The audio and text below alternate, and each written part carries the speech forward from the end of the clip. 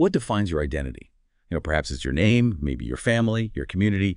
Now imagine a huge national census asking about this really personal thing about who you are. Sounds simple enough, right? But what if that question, that seemingly simple question, holds layers of complexity? So much complexity, it challenges the whole idea of a straightforward answer. And what if maybe the very act of asking the question actually starts to change the answer itself? It's a fascinating problem, isn't it? And deeply complex. Our deep dive today looks at exactly the incredible challenges and maybe the surprising history behind the concept and, well, counting of caste in India. We're going to unpack why asking about caste is just. It's far from simple, both in the past and today. And maybe, just maybe, how our understanding of this whole social structure might have been shaped by the very attempts to measure it. Okay, so our mission here is to take the sources you, the listener, have provided and really pull out the most important insights. We want to help you understand not just what happened, but why it matters. And there are some genuinely surprising facts along the way, I think. Think of it as a shortcut to being really well-informed on this tricky topic, giving you a fresh angle on identity and, well, social categories. Let's kick off with a modern question, one that actually echoes a historical debate that's, well, it's still very much alive. Our sources mentioned that India was looking at a proposal back around the 2001 census to identify and count castes again. This was something largely stopped after independence, except, for specific groups like scheduled castes and tribes. So for you, the listener, what do you think? Can an actual census really collect truly reliable, accurate information on something as intricate, as personal as caste? That is the core question, isn't it? It's what A.M. Shaw asks in one of our sources. And if we just, set aside the politics, the ideology for a moment, the practical challenges of getting reliable data are just immense. Modern scholars, actually, they have a much deeper, a more nuanced grasp of what caste means compared to, say, their colonial predecessors. And this deeper knowledge, it really just highlights how incredibly difficult the whole exercise is. Okay, so if we strip away the politics, could you walk us through some of those key hurdles? Like, what would a census taker actually face today trying to count caste? Absolutely. Well, first off, who do you even ask? I mean, is it the individual? Or do you just ask the head of the household and assume they speak for everyone? A census usually works on the assumption, right, that everyone in household shares the same caste. But what happens with intercaste marriage? Or interreligious marriage? Or even international marriages? Our source points to this growing cosmopolitan class. Often people in cities, higher education, professional jobs, their social lives, their friendships, even marriages, they often cross those traditional caste lines. Sometimes they don't really identify with a specific caste anymore, or maybe their family has multiple caste backgrounds now because of these marriages. So trying to put them in a neat little box for a census, it becomes, well, nearly impossible for a pretty significant and growing part of the population. It's a really interesting point, yeah. And what about language? The English word caste, it doesn't just translate directly into most Indian languages, does it? Not at all. Not neatly, anyway. Take Gujarati, for example. The source highlights this. You've got like 5 words, often used Jat, Jati, Shnati, Varna, Kam, and each one can mean multiple things depending on context. The source specifically mentions Jati. It could mean sex, religion, sect, caste, tribe, race, lineage. So imagine an enumerator asking, what is the Jati of your household? The potential for confusion is massive. People could take it in so many different ways. It's really not like asking for age or gender, which are generally, pretty clear-cut. Right. And it gets even trickier than that, doesn't it? Because even if someone gives a caste name, it's not always that simple. I heard people might sort of claim to belong to a higher caste, Correct. Or maybe use different names depending on the situation. Is that right? Precisely, yes. Caste names are incredibly dynamic, fluid. Someone might use one name when they're thinking about marriage alliances, maybe another for religious stuff, and yet another when they're seeking government benefits or privileges. There's rarely just one single straight answer that fits all situations. Plus, you have migration, right? So castes are geographically dispersed. Members of the same original group might end up using different names in different places, sometimes deliberately, maybe to escape old associations. So trying to aggregate that data, pull it all together from different regions, you could be counting the same group under multiple names or missing connections. It makes getting an accurate picture incredibly difficult. It's kind of like trying to count apples when some people call them red fruit and others call them sweet crunchies, depending on who you ask and where they are. Okay, wow. And the whole idea endogamy, marrying only within your group, which people often think is like the key definition of caste, Yeah. that isn't always so clear-cut either. That's a really critical point, yeah. Our source talks about widespread hypergamy. Yeah. It's a specific kind of intermarriage, right? Where women from a group seen as lower marry into a group seen as higher. But the reverse rarely happens. Now, this practice, plus the fact that Jatis weren't always strictly endogamous anyway, people didn't always just marry within their tiny group, it fundamentally blurs the very boundaries the census tries to draw. You might even see the bride's family start using the bride taker's caste name to gain status. So how do census enumerators, poorly paid teachers or lower government staff with limited time, limited training, how do they possibly navigate all these complexities in a quick doorstep interview? It's just so much more nuanced than ticking a box for sex or age. These challenges, they really show why getting reliable data on caste is just so problematic, even now. Okay, so if it's that difficult to get reliable data today, how did this whole idea of counting and, well, defining caste in a census even start? It seems like it was full of problems right from the beginning. Well, this is where our second source comes in, from Padmanabh Samarendra.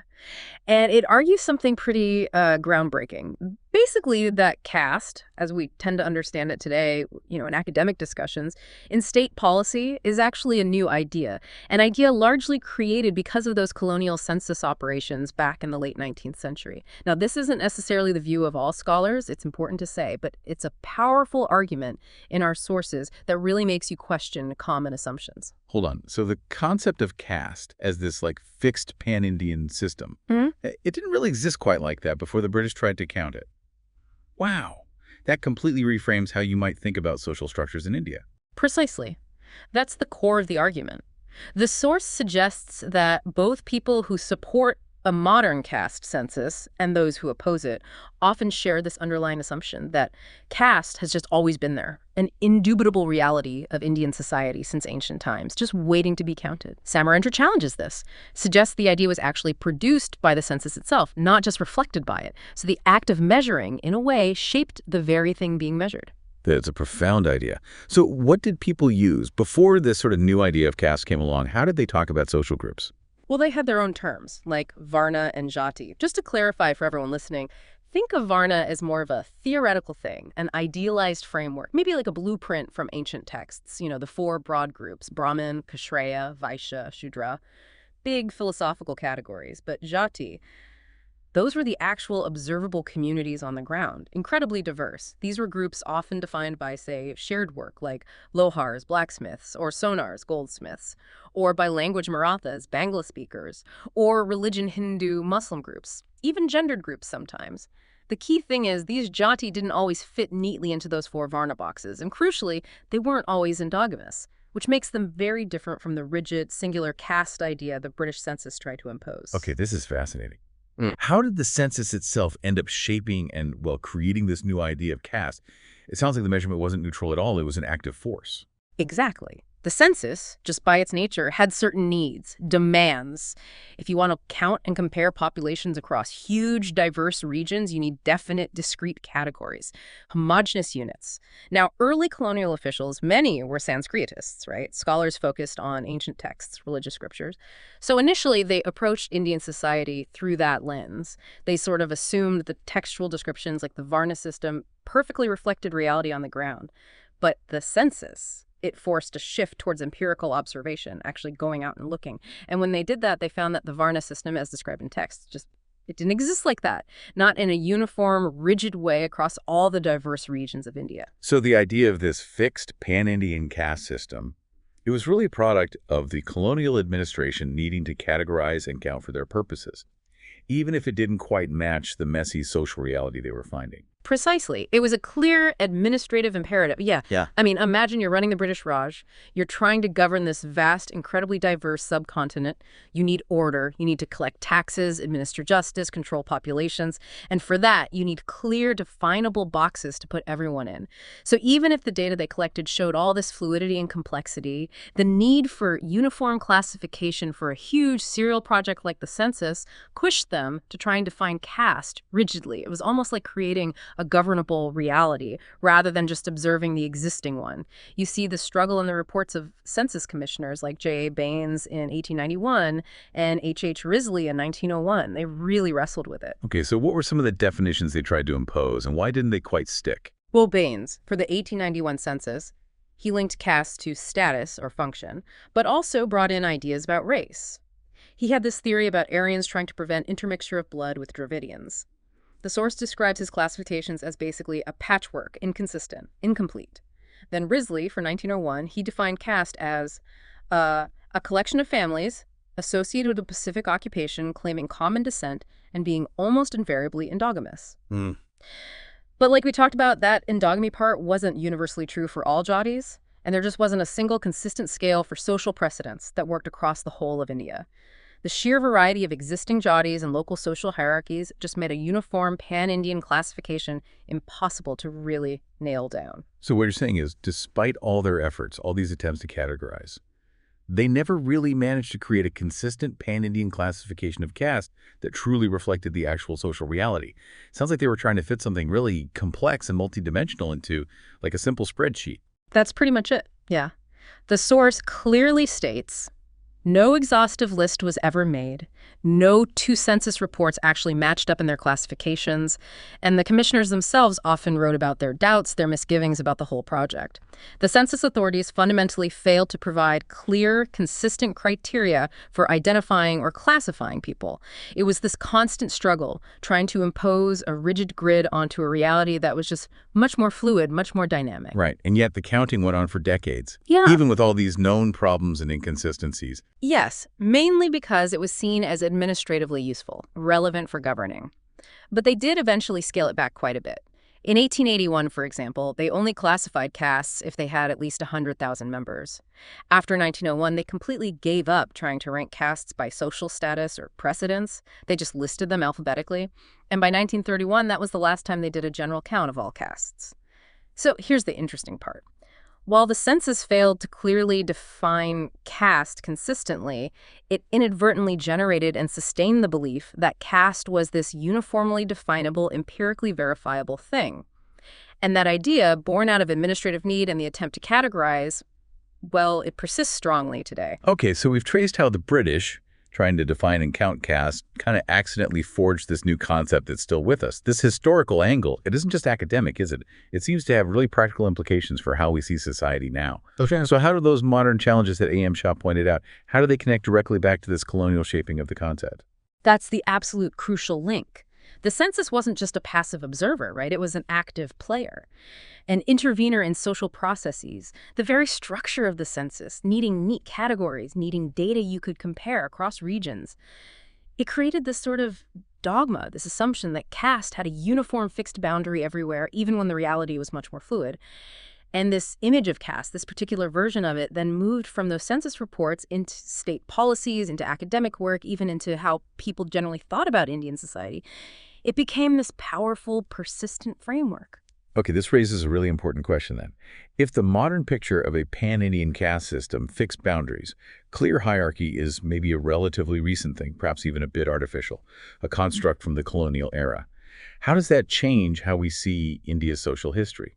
Does it imply that, hierarchy or discrimination didn't exist before the British? No, that's vital to clarify. The sources are definitely not saying that hierarchy and discrimination are new inventions. Absolutely not. Indigenous traditions like Varna and Jati certainly had their own forms of hierarchy, their own systems of authority, social order, various kinds of social distinctions and practices. That's undeniable. But the argument is more specific. It's that the particular, singular, supposedly empirically verifiable pan-Indian caste system that we often talk about today, the one with a clear, universal top-to-bottom ranking, that specific model, seems to have emerged from these colonial attempts to categorize for their own administrative ease. Recognizing this might actually help us get a more nuanced understanding. We could look at the diverse, specific ways authority and social structure actually worked in different parts of India throughout history, rather than just applying this one single broad definition that maybe doesn't quite fit everywhere or every time period. That's a really powerful shift in perspective. So if this idea of a fixed pan-Indian system is largely a colonial construct, how does that perspective maybe influence today's debates? For instance, around things like affirmative action or reservation policies, which often rely on these very categories.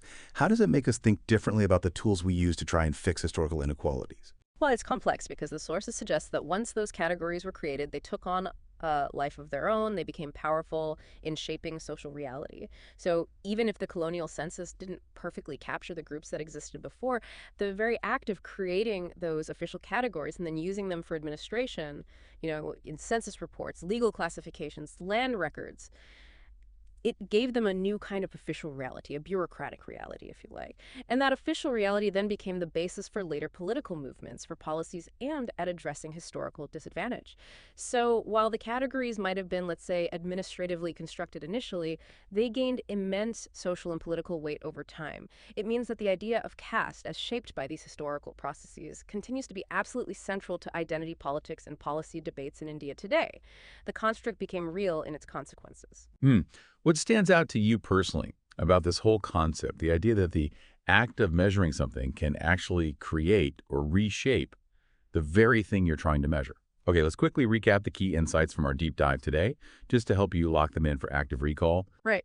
So first, the idea of caste as this single, fixed, pan-Indian system, it's arguably a product of those colonial census operations in the late 19th century. Not necessarily an ancient, unchanging reality just waiting to be discovered. It was more like an administrative construct designed to categorize rather than just a perfect mirror of a uniform social order that already existed. Second, this colonial concept of caste is quite distinct from the older Indian concepts like Varna, that theoretical, text-based social blueprint, and Jati, which referred to the really diverse actual communities people observed, with all sorts of characteristics and often not uniformly endogamous. Third, trying to count caste, whether back then or even today, faces huge practical hurdles. You've got the language issues, words meaning multiple things. You've got the dynamic nature of identity names changing based on context or migration. And you've got diverse marriage practices like hypergamy or intercaste unions messing with neat boundaries. All this makes getting reliable, standardized data incredibly difficult. And finally, the act of trying to define and classify caste in a census wasn't just neutral data gathering. It was an intervention. It inadvertently shaped social understanding and created this powerful, lasting framework for how people perceive these categories today. This sort of dogma of a uniform, definable entity sticks around, even when the reality on the ground is way more fluid and complex. So if the very tools we use to understand society can actually shape that society, how might understanding this birth of caste impact current policies? Policies related to social categorization, or maybe even just how we think about identity in general, especially in a world